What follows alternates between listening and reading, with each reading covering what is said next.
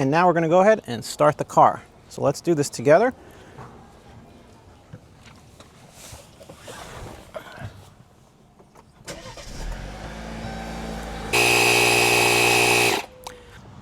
Modern cars are getting rid of spare tires. Take a look at your own car. Chances are you don't even have a spare. And most people don't even carry jumper cables anymore. So when you're in a deserted parking lot like this, and you have a dead battery or a flat tire, it can leave you stranded faster than you can imagine. But there is a solution to being in a deserted lot with a dead battery or a flat tire, or even a low tire.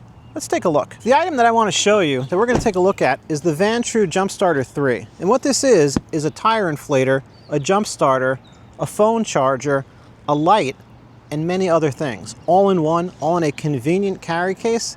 Now I actually do have a car at home with a dead battery and a low tire. So let's go to the driveway and take a look at it. All right, let's take a look inside the carrying case and let's see what the unit comes with and what it looks like itself.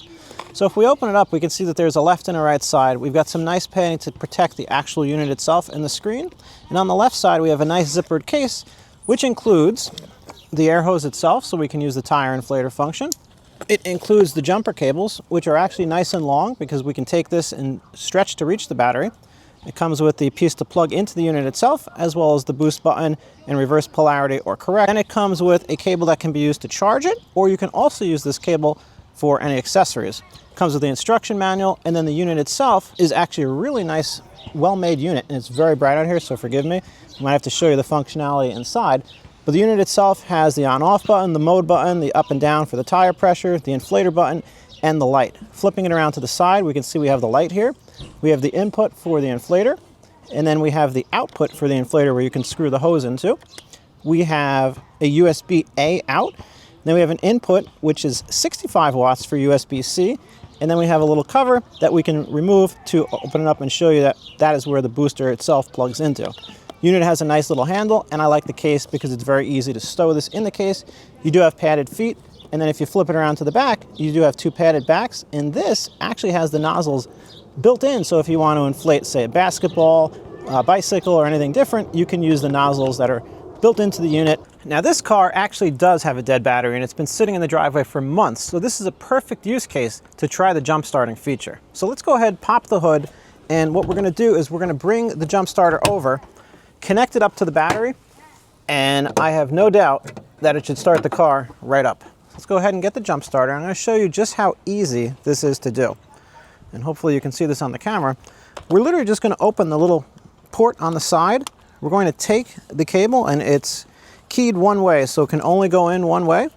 We're going to connect this up. I'm going to go ahead and turn the power to the unit on, just simply by pressing and holding the on switch. And then we're going to come over here to the battery, and let's go ahead and connect the negative. We're going to go ahead and connect the positive, and I don't know if you can see this on the camera. I'm going to pick it up, but there's a green light that shows that it's correct. I'm going to hit the boost button, and now we're going to go ahead and start the car. So let's do this together.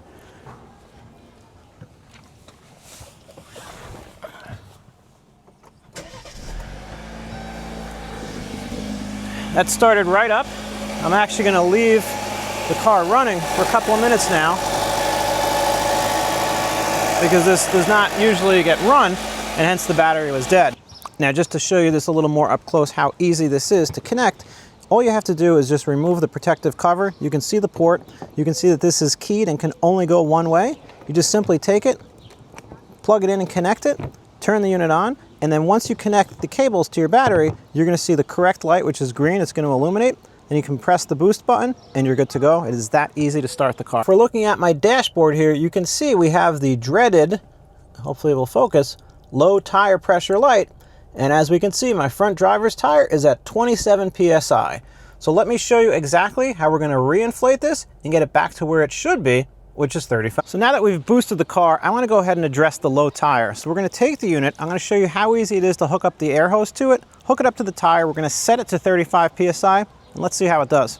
Okay, so I've taken the unit out of the case. We've got the hose that I've taken out of the case. To hook the hose up is actually very easy. We're just going to turn it to the side here, and you can see right here it says inflate by unfolding.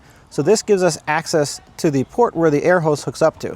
Now the air hose itself actually has a really nice collar. So instead of just twisting the entire hose like most units are, you can just turn the collar. It makes screwing this in exceptionally easy. Trust me, I know I have many units where I have to turn the entire hose by hand and it's really a pain. All right, so that is nice and tight. Let's go ahead now, turn the unit on. And I think you can see this on the camera. We're going to go to inflator mode, so we're going to hit the mode button. And we're in PSI. The current we don't know yet because we're not hooked up to the tire yet. And I'm going to change the target to be 35, which is where I want this to be. All right, we're on 35. Let's go ahead and hook this up to the tire now, and let's see how it does to inflate. And we're going to connect this, and this will tell us how much PSI is currently in the tire. So we are at 20 PSI in the tire. I have set it to 35 PSI. Let's go ahead and turn it on.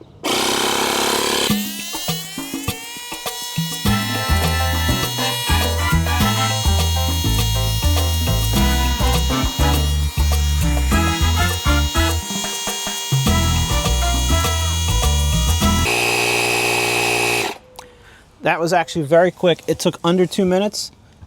Unit turns off as soon as it's done. Tire is nice and inflated.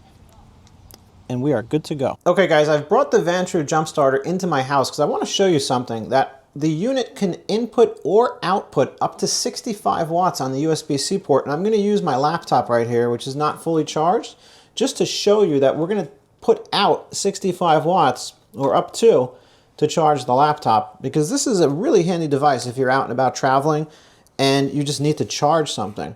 So now that I've plugged the laptop in, let's take a look at the reader here, and you can see the arrows pointing out. So we're outputting right now 63 watts on this USB-C port. That blows away the competition that usually only has a USB-A port.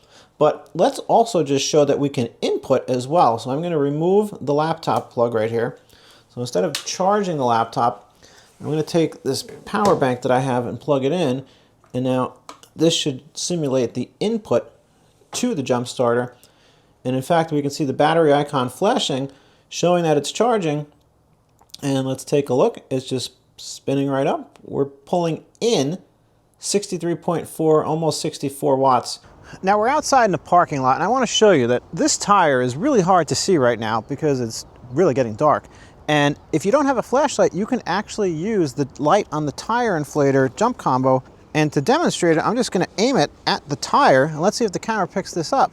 So hopefully you can see this on the camera, and I can pull the camera in closer, but this light is really, really bright. I'm able to illuminate the whole area. In fact, as I back up, I can pretty much illuminate the car, the road, anything that I need. And I'm just going to kind of turn it at the camera so you can see just how bright this is. But in addition to being a white light, it also has a red light feature, so you can use this if you want to preserve your night vision.